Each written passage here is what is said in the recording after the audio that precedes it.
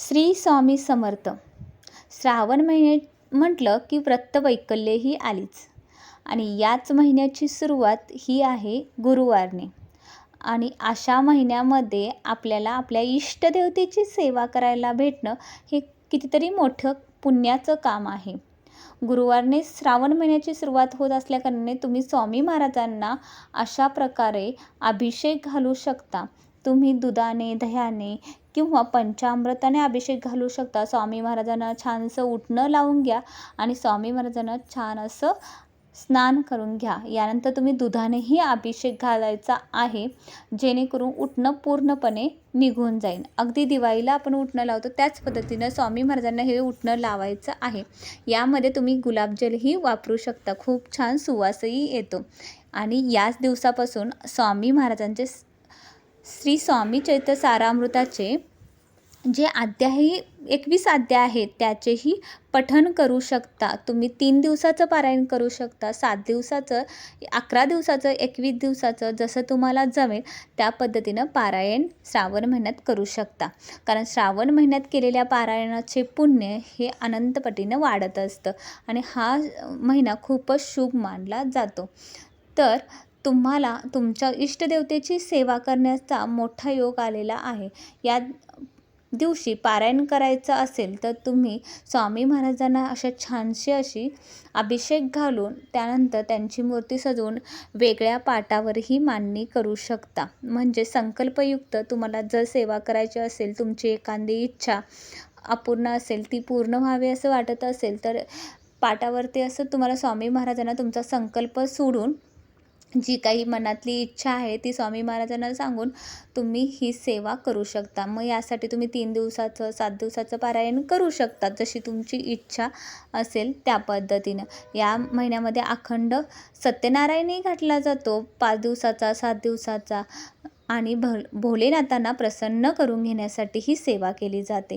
आता सगळे देव एकच आहेत आणि आपले स्वामी महाराज ही एकच आहेत आणि तुमच्या इच्छेप्रमाणे तुमच्या इष्टदेवतेची तुम्ही अशा प्रकारे सेवा करू शकता. मनापासून केलेली सेवा ही स्वामी महाराजापर्यंत जातच असते. स्वामी महाराजांना अभिषेक घातल्यानंतर छानसं असं पुसून घ्यायचं आहे, जेणेकरून त्यांच्या शरीरावरती कोठेही तुम्ही जे पंचामृताने, दुधाने जे किंवा मधाने, कधीकधी आपण मधही घालतो पंचामृतामध्ये आणि त्याचे डाग राहतात, तर त्याचे काहीही साईड इफेक्ट होऊ नये किंवा कुठेही चिकट पदार्थ राहू नये म्हणून असं छान पुसून घ्यायचं आहे. आणि त्यानंतर तुमच्याकडे जर छानशी वस्त्र असतील तीही घालून घ्यायची आहे. आता वस्त्र निर्माण करायलाही खूप सोपं आहे. आता स्वामी महाराजांचे वस्त्र तुम्हाला विविध व्हिडिओवरती कशा पद्धतीने बनवले जातात याचेही व्हिडिओ डाउनलोड करून बनवता येतील.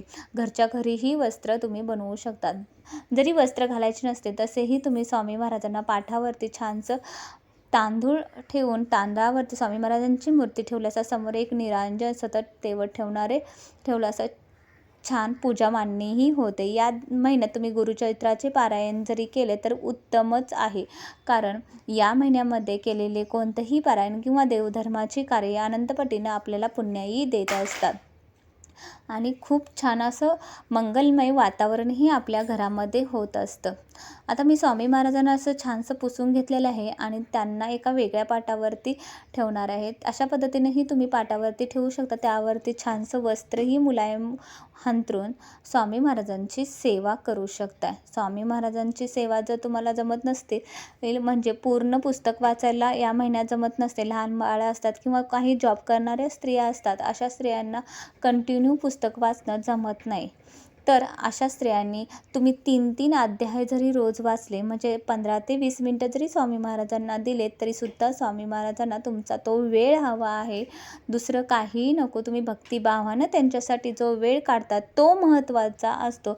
शेवटी काय, देव तुमची भक्ती पाहतो, सजावट कधीच नाही. आणि सजावट करून तुम्ही देवाला प्रसन्न करू शकता असं काही नाही आहे. तुमच्या मनापासून तुम्ही जर सजावट केली तीसुद्धा देवाला खूप छान आवडेल. कारण तुमचं मन प्रसन्न तर देव प्रसन्न.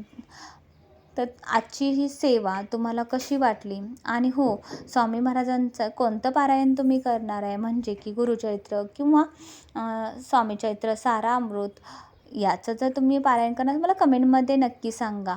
त्याचबरोबर श्रावण महिन्यातील शुक्रवारी तुम्हाला कुंकुमार्चन करता येतं श्रीयंत्रावरती लक्ष्मी प्राप्तीसाठी. याचबरोबर शिवलीला अमृताचंही पारायण करता येतं. रोज शिवलीला अमृताचे पारायण तुम्ही करू शकता, जेणेकरून तुमच्या घरातही सुख समृद्धी आणि ऐश्वर राहील आणि तुमचाही संसार किंवा तुमच्याही घरातील व्यक्ती आनंदी आणि निरोगी राहतील. तर आजचा हा व्हिडिओ तुम्हाला कसा वाटला, आवडला का? आवडला असेल तर कमेंटमध्ये श्री स्वामी समर्थ नक्की लिहा.